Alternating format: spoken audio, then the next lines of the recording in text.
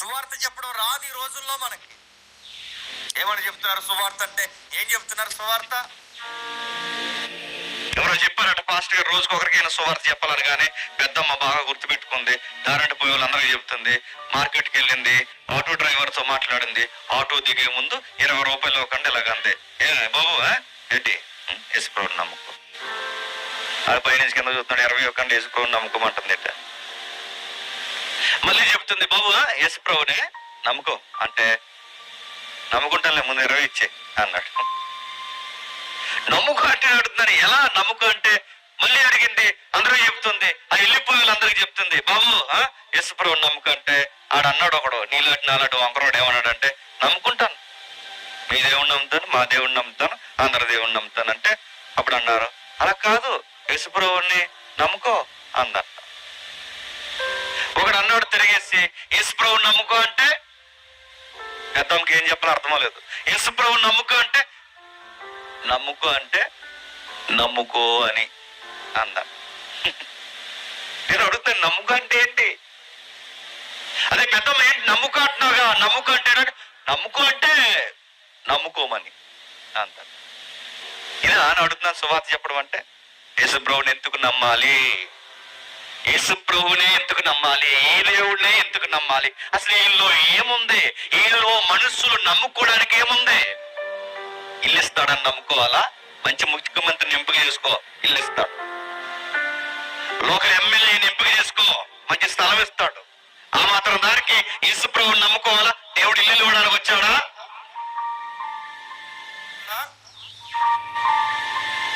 అప్పులు ఎక్కువైపోయాయంటే అప్పులు తీయడానికి పరలోకం నుంచి భూలోకానికి సశరీరంగా వచ్చి చనిపోవాల్సినంత అవసరం ఉందా?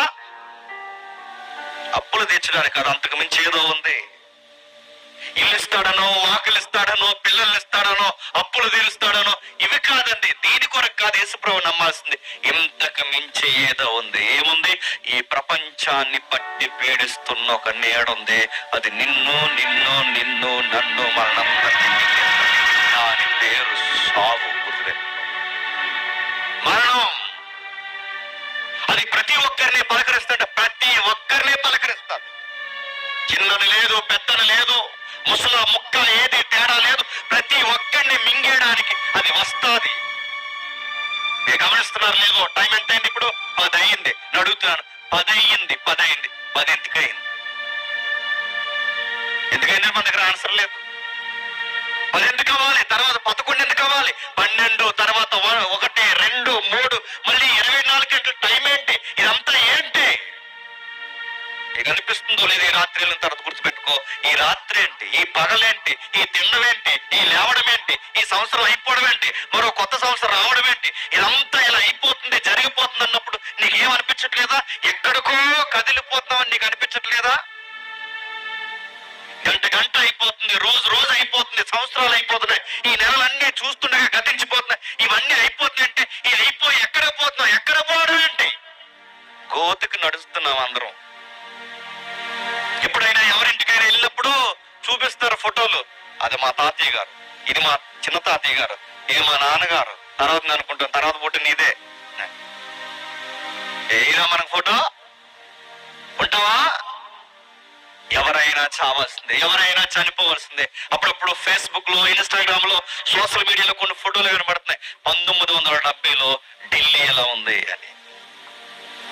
1970 ఫోటో పెడతారు. ఇప్పుడు ఏదైతే ఉందో 2024 ఈ ఫోటో పెడతారు, పక్కన పెడతారు. 2 ఫోటోల్లో మనుషులు కనబడుతుంటారు. 1970లో ఢిల్లీ దగ్గర ఉన్న మనుషులు మనకు కనబడతారు ఆ బ్లాక్ అండ్ వైట్ ఫోటోలో. ఇప్పుడు 24లో ఉన్న మనుషులు కనబడతారు. నాకు పెద్ద డౌట్ ఏంటంటే ఆ 1970లో లేదా 90లో ఉన్న ఆ ఫోటోలో లేరు. ఇప్పుడు 24లో దిగిన ఈ ఫోటో, ఈ 50 సంవత్సరాలు గడిచిన తర్వాత మళ్ళీ 24లో ఈ ఫోటో దిగిన ఈ ఫోటోలో 50 సంవత్సరాల తర్వాత ఏరి ఫోటోలు ఉంటున్నాయి, గుర్తులు ఉంటున్నాయి, మనుషులు ఏరి చనిపోతున్నాం. మళ్ళీ ప్రశ్న, అసలు ఎందుకు చచ్చిపో? ఉద్యోగాలు అంటున్నాం, పరుగులు చేస్తున్నాం, కానీ ఉద్యోగాలు చేసి ఒక రోజు రిటైర్ అయిపోయి చచ్చిపోతున్నాం. సంసారం అంటున్నాం, 30 సంవత్సరాలు 40 సంవత్సరాలు సంసారంలో ఊగి పిల్లలు పెంచి ఒక రోజు అమాయకంగా ఊహించకుండా చచ్చిపోతాం. సంసారం అంటున్నాం, 30, 30 సంవత్సరాలు 40 సంవత్సరాల్లో ఊగి ఊగి పిల్లలు పెంచి ఒక రోజు అమాయకంగా ఊహించకుండా చచ్చిపోతాం. ఈ చావేంటి, ఇది పలకరించడం ఏంటి, దీని దెబ్బ, దీని తీవ్రత ఎంత ఘోరంగా ఉంటుందో తెలుసా? మనుషుల్ని ఏడిపించి ఏడిపించి మనుషుల్ని మట్టికి లాక్కెళ్ళిపోతాం. ఒక ఉదాహరణ చెబుతాను వినండి. ప్రపంచం ఒక్కసారి ఉలిక్కిపడింది ఒక ఫోటో చూసినాం, బాధపడిపోయింది ఆ ఫోటో చూసినాం, ఏడ్చింది ఆ ఫోటో చూసినాం. మేధావులు కూడా మరణం వైపు చూసి అయ్యో ఈ మరణానికి అసలు జాలి లేదే అని ఏడ్చారు. ఏమైంది? సరిగ్గా కరోనా టైం, అది ప్రపంచం చావంచుకెళ్ళొచ్చింది. కరోనా టైం ఎమ్మెల్యేలు తట్టుకోలేకపోయారు, చచ్చిపోయారు. పదవులు ఉన్న ఎంపీలు చనిపోయారు, మంత్రులు చనిపోయారు, కోటీశ్వర్లు చనిపోయారు, గాయకులు చనిపోయారు, పెద్ద పెద్ద యాక్టర్లు చనిపోయారు. కరోనా ఊడిచేసింది ఒక్కొక్కరు. కరోనా ముందు వరకు మనకు రకరకాల స్లోగన్ చెప్పారు. వ్యాక్సిన్ వేసుకోండి చచ్చిపోతారు, వ్యాక్సిన్ వేసుకోండి చచ్చిపోతారు, వ్యాక్సిన్ వేసుకోండి చచ్చిపోతారు. అంటే వ్యాక్సిన్ వేసుకుంటే బతుకుతారు అనగానే ఎంతమంది వ్యాక్సిన్లు వేసేసుకున్నారండి? ఫస్ట్ డోసు, సెకండ్ డోసు, ఆ డోసు, ఈ డోసు, బూస్టర్ డోసు, డోసు మీద డోసు. కొంతమంది పెద్దోళ్ళు అయితే ఏకంగా రికమెండేషన్ చేసుకుని వెనకాల నుంచి పంచాయతీ వాళ్ళతో, మున్సిపాలిటీ వాళ్ళతో మాట్లాడుకుని మేము అలాగొస్తాం, ఆ వెనకాల మాకు డోసు వేసేయండి. దొంగసాటిని రికమెండేషన్ తో డోసులు వేసేసుకున్నారు. బయటకు వచ్చారు, కాలు రిప్పారు, ఇక మేము డోసులు వేసుకున్నాం, మాస్క్ తీసేసాం, మాకు కరోనా ఇంకా మమ్మల్ని ఏమీ చేయలేదంటే సావు కౌరు సల్లగా చెప్పారు. ఏమని తెలుసా? డోసులు వేసుకున్నందుకు చచ్చిపోతున్నారంట. అంతకుముందు ఏమన్నారు? వేయించుకోకపోతే చచ్చిపోతారంట. ఇప్పుడు ఎక్కువ మంది ఎందుకు చచ్చిపోతారంటే వేయించుకున్నందుకంటే ఈయన అంటున్నాను నేను 3 చేసుకున్నానా, నిన్ను ఎవడేంచుకోమన్నాడు? బయట ఉన్నది స్లోగన్, బయట మాట్లాడుకుంటున్నారుగా అంతకే చనిపోయారు, అంతకే చనిపోతున్నారని. హార్ట్ స్ట్రోక్లు వస్తున్నాయట, విచిత్రమైన రోగాలు. అది చిన్న వయసులోనే ఆ మనుషులకి షుగర్లు ఇవన్నీ తిరగబడుతుంటే వ్యాక్సిన్ ప్రభావం అన్నారు. నోబెల్ ప్రైజ్ అధినేత ఒక సైంటిస్ట్ ఏమన్నా తెలుసా? చరిత్రలో చరి చేసుకోలేని తప్పు ఈ మానవ ప్రపంచం ఈ తరం చేస్తుంది. ఏంటో తప్పు అంటే వ్యాక్సిన్ పూర్తిగా పరిశీలన చేయకుండా వేశారు. ఇది దిద్దుకోలేని తప్పు అన్నారు. జరగాల్సిన నష్టం జరిగింది.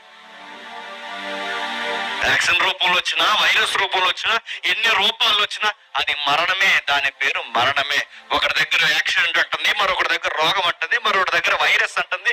ఎన్ని కారణాలు చెప్పుకున్నా ఇది మనిషిని మింగడానికి ఏదో ఒక రూపంలో వస్తుంది. నేను అడుగుతున్నాను, ఇది ఎందుకు రావాలి? అది కరోనా టైం. చావంచుకెళ్ళొచ్చింది ప్రపంచం, చావంచుకెళ్ళొచ్చింది. ఒక్కొక్క ఇంట్లో ఒక్కొక్క గాథ, ఒక్కొక్క ఊర్లో ఒక్కొక్క కన్నీరు, ఒక్కొక్క ఈదులో ఒక్కొక్క బాధ. కొన్ని ఫోటోలు చూసినప్పుడు ఏడుపు వచ్చింది. మనుషులను మూటలు కట్టి నల్ల చంచుల్లో కట్టి ఇసిరేశారు. ఎందుకు బతకూడదు? దీన్ని ఎదిరించేవారు, దీన్ని ఆపేసేవారు, ఇది లేకుండా ఇక రాకుండా, మనుషులు దరిదాపులకు రాకుండా ఆపేవాడు ఇక ఎవడూ లేడా? ఏ దేవత లేదా? ఏ విలవేల్పు లేదా? ఏ దేవుడు లేడంటే ఏ దేవుడు లేడు, ఏ విలవేల్పు లేదు, ఏ దేవత ఆపలేదు. కానీ దేవుడే దీనుడు ఒక రోజు ఈ చావును ఆపడానికి ఈ భూమి మీదకి వచ్చాడు.